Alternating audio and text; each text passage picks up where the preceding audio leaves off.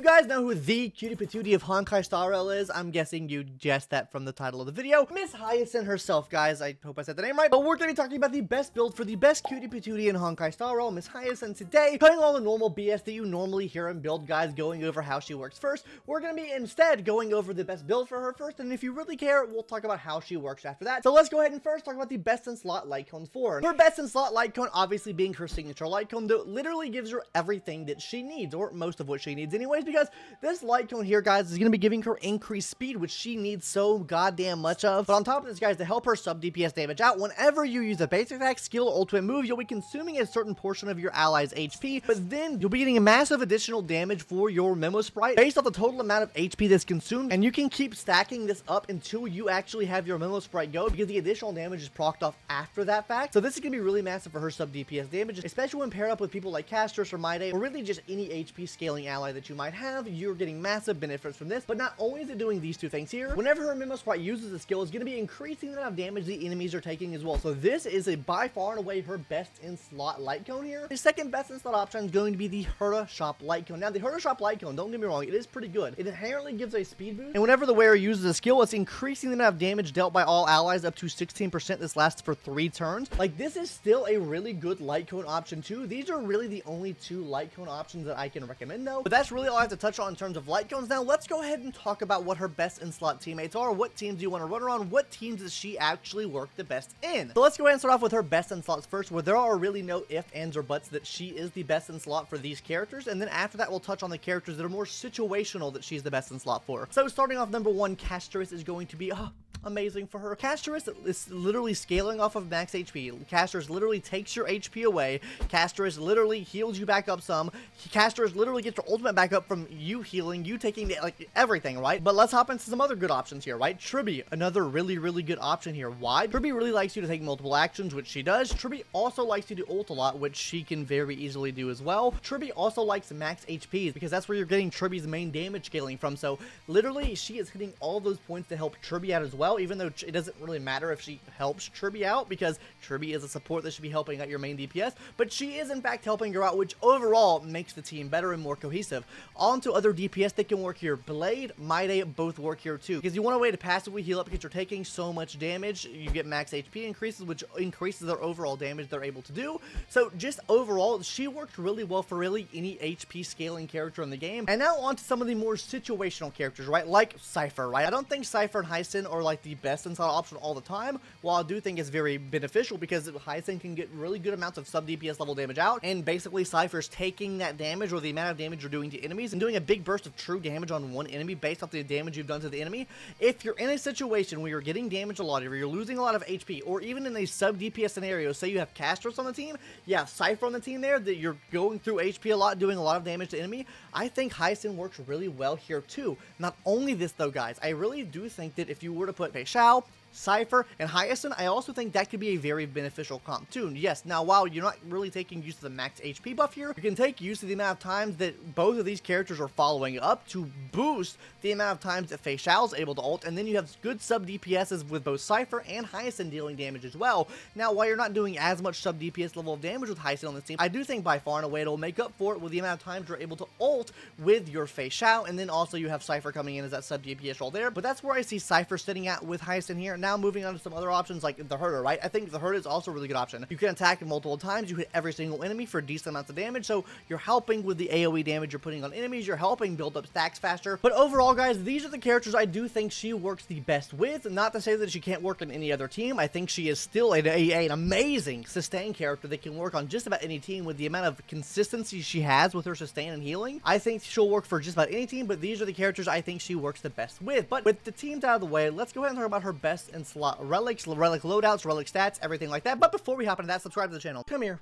guys. I try to not bullshit you with the kits and everything before we talk about the build, so I really need you guys to hit the subscribe button, because the watch time on this video is going to be substantially lower than any other build guide you might ever see, because I think the right thing to do is just put the build first, because most people really don't care about the kit, or they already know about the kit, right? So with that being said, guys, hit that subscribe button now. Now let's go ahead and talk about the best in slot relics that you can possibly use her with. And her best in slot 4-piece set, guys, is, what do you know, going to be the new set being added added to the game, the warrior goddess of sun and thunder. We're just going to call it warrior for short. Now, what warrior is going to be doing, guys, is obviously increasing her speed by 6%. We'll talk more about the stat thresholds after this, but just know that 6% speed here is really, really good. But on top of this, guys, whenever the wearer and memo sprite provide healing to an ally, they'll be gaining a gentle rain effect, which can be triggered up to 1 time, lasting for 2 turns. While the wearer has gentle rain, they get an extra increase of 6% in speed, and all allies get a crit damage increase of 15%. So overall, she's giving herself a 12% speed increase with this set, which is just about better than any other set in the game. The only other way you can get this, which is literally by running a 2-piece and a 2-piece, which is obviously not the most ideal situation. This is the most ideal situation, but not to say that 2-piece can't not work, because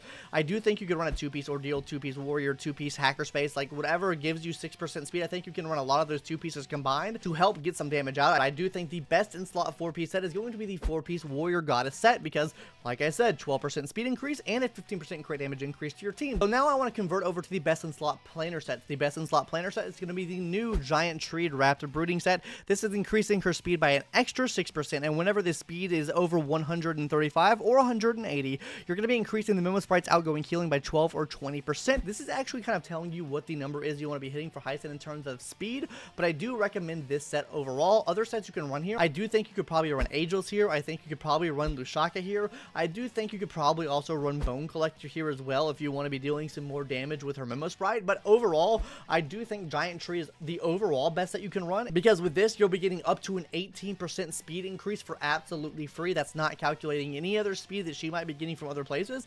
So absolutely massive here, because she does want a lot of speed. Now let's go ahead and talk about those stats you're wanting to hit for her. So let's hop into the main stats first. On the boots, guys, is going to be speed. On the body is going to be outgoing healing. On the rope is going to be ERR, and on the orb is going to be HP percentage. Let's go ahead and talk about those substats now. The number one thing you're wanting to aim for here is going to be speed. After that can be HP percentage, effect res, and crit damage. Now on the speed thing here, guys, you want to be hitting at least a minimum of 180 speed, which is arguably really high. She's overall getting a 28% speed increase. This includes her set, and this is also going to be including the free-to-play light code from the Hurt shop as well. You're getting overall 28% speed increase. You want to be focusing on getting as many speed substats as possible. I do want to recommend at a first breakpoint of hitting 180%, and then if you're going for anything after that, I would really recommend over 200%, because that's when you start tapping into how her kit works and what she does in her kit, which we'll talk about in a second here. But basically, any extra speed after 200, you're getting extra outgoing healing, which just leads to more HP you're getting, which really ultimately, I guess, helps out casters teams the most, or I guess really any team in general that has high HP pools. You're getting massive healing out for the rest of your allies with this. But on this chart here, you're only going to see 180, because that's the bare minimum I think you need to reach for her. But that's all that I have to mention in terms of the build today. So if you guys are going to click out here, then thank you for watching the video. Subscribe if you haven't already.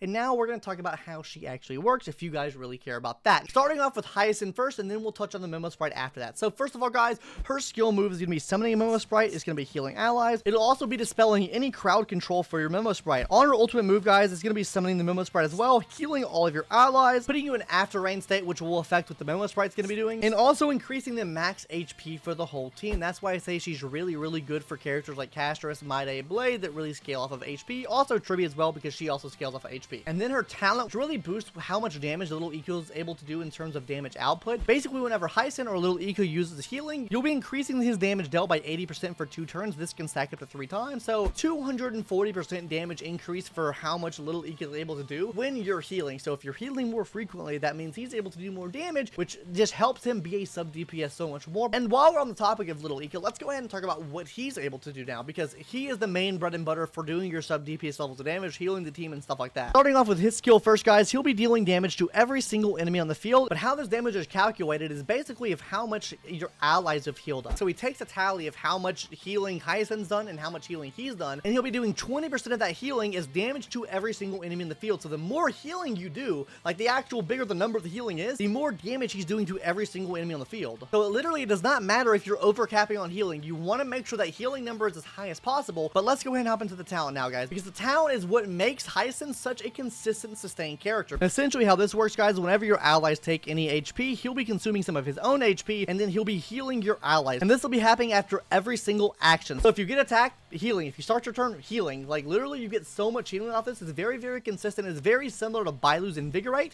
but just amplified even further beyond that. And as I mentioned before, if you have After Rain on your Hyacine, he'll be getting 1 extra turn, which literally bypasses everyone's action. He'll be using his skill move again, so he'll be doing some extra damage there. And then on top of this, you'll also be healing Hyacine up as well. So overall, he is doing a lot for the team in terms of healing, keeping the team alive consistently, and also dealing good amounts of damage. damage, but that's where the bonus abilities really come to play at, because the bonus abilities, honest to God, like, make him a fucking sub DPS, the easiest sub DPS you're probably gonna ever build, because first of all, you're getting 100% free crit rate to Ika and Hyacine off rip. No questions asked. You're getting 100% free crit right there. But on top of this, guys, whenever you're providing healing to allies under 50% of their max HP, that being Hyacine and little Ika, you'll be increasing the outgoing healing by 25%. Like I said, that's why you want the HP as high as possible. But not only this, guys, another one's going to be increasing the amount of effect res you're going to be getting on Hyacine, and you'll be able to dispel a debuff with a skill and ultimate move. Then finally, guys, the big one here, whenever your speed exceeds 200, you're going to be increasing current little Ika's max HP by a certain percentage,